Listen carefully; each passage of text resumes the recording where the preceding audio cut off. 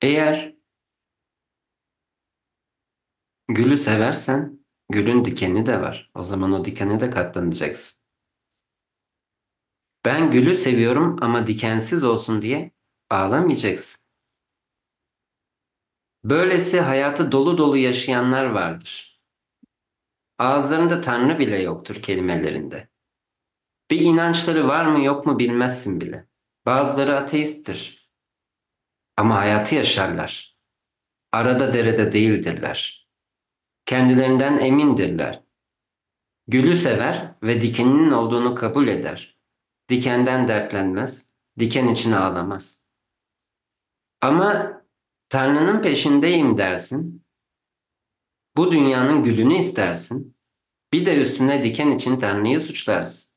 Bu ancak seni yorar. Bu çelişkidir.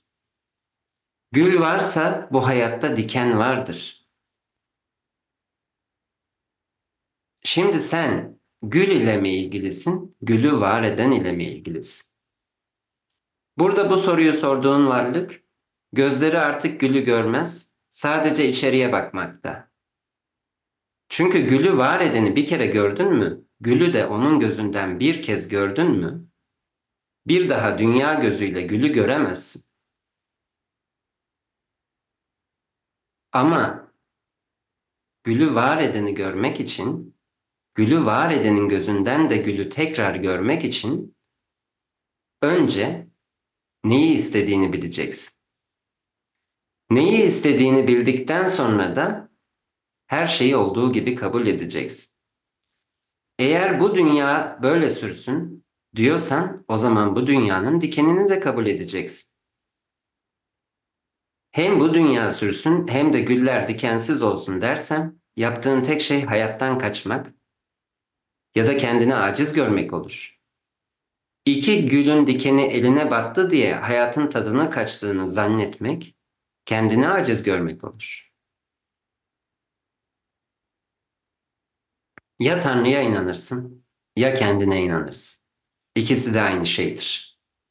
Çünkü Tanrı senden ayrı değildir.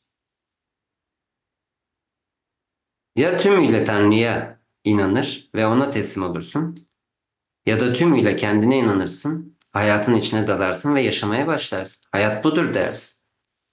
Acısı da olacak, tatlısı da olacak. Ama ben korkmuyorum dersin. İki halde de muhteşem bir hayat yaşarsın.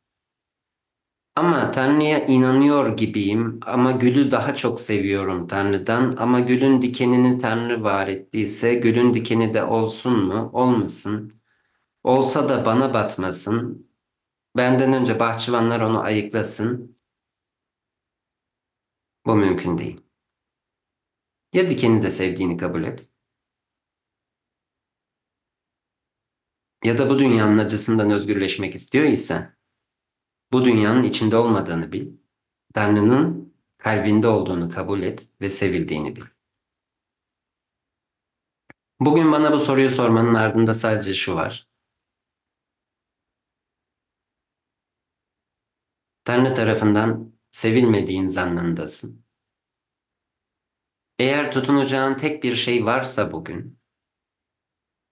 bugüne kadar gittiğin bütün eğitimler, bütün aradığın metotlar, bütün çözümler seni bu noktaya kadar getirdiyse ve bugün tek bir kelime duyacak isen buradan, ister hisset, ister hissetme, ister anla, ister anlama. Bugün burada benim sözüme güven. Sen Tanrı'nın en sevilen çocuğusun ve artık sana benim kollarıma kendini bırak ve rahatla demekte. Eğer tek bir cevabın varsa o da senin çok sevildiğin olsun. Senin elini ayağını sevdiğinden daha çok seni sevmekte. Çünkü senin eline ve ayağına ihtiyacın var. Ama Tanrı'nın sana ihtiyacı yok. Ve ihtiyacı olmamasına rağmen seni var ediyor olması demek, seni delicesine seviyor olması demek. Sen ihtiyacın olanı nasıl seviyorsun? Şimdi bunu sonsuzlukla çarp. İhtiyacı olmamasına rağmen seni var edenin seni ne kadar sevdiğini düşünmeyi dene. Bir parmak şıklatması ile seni bütün sonsuzluğun içindeki bütün datalarını silebilecek olanın, senin varlığını sürdürmesinin tek sebebinin sevgi olduğunu hatırla.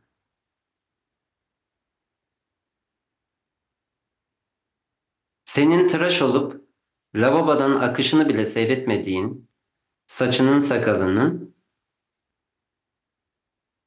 Tanrı'nın ne kadar sevdiğini bilsen, işte o zaman hıçkırarak ağlamaya başlarsın.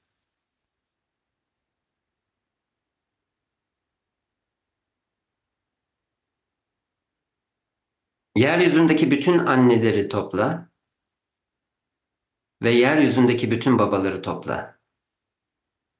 Ve onların çocuklarına olan sevgisinin hepsini topla ve onu şimdi sonsuzlukla çarp. Bu Tanrı'nın her bir zerreye duyduğu sevginin kendisidir. Seni sevmek söz konusu değil. Senin ayakkabının üzerindeki toz tanesini de bu şekilde sevmekte ve umursamakta. Emin olacağın tek şey bu olsun. Tek bir cevabın varsa bugün, o da bu olsun. Hisset, hissetme. Hissetmenin peşinde olma. Bunu bil ve böyle yaşa. Bu, bu sevginin açılmasına vesile olur. Senin varlığın Tanrı'nın varlığından asla ayrı değildir. O zaman sen önce Tanrı'nın seni sevdiğini hissetmeyi bekleme, bil. Bil ve Tanrı'yı sen sev. Çünkü sen ne kadar seversen ancak o kadar sevilebildiğini fark edersin.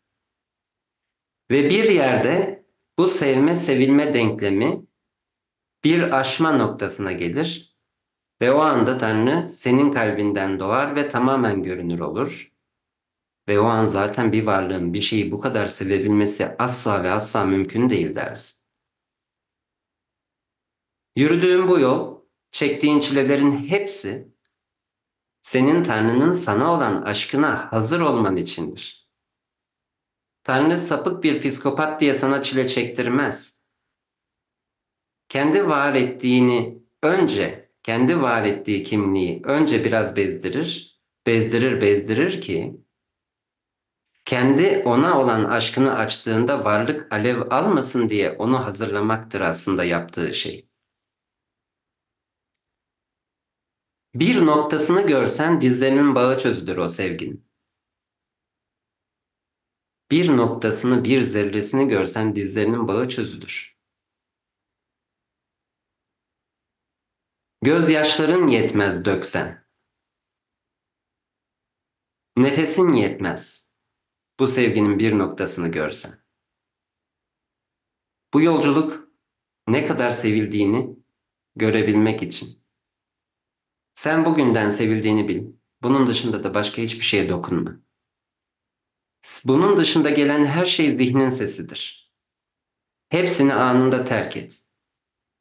Yoksa bu yolculuk ve bu çare arayışı bir gün orada, bir gün orada, bir gün onun kapısında, bir gün onun kapısında, bir gün bir sayfanın bir yaprağında sürekli olarak arayış ile geçer.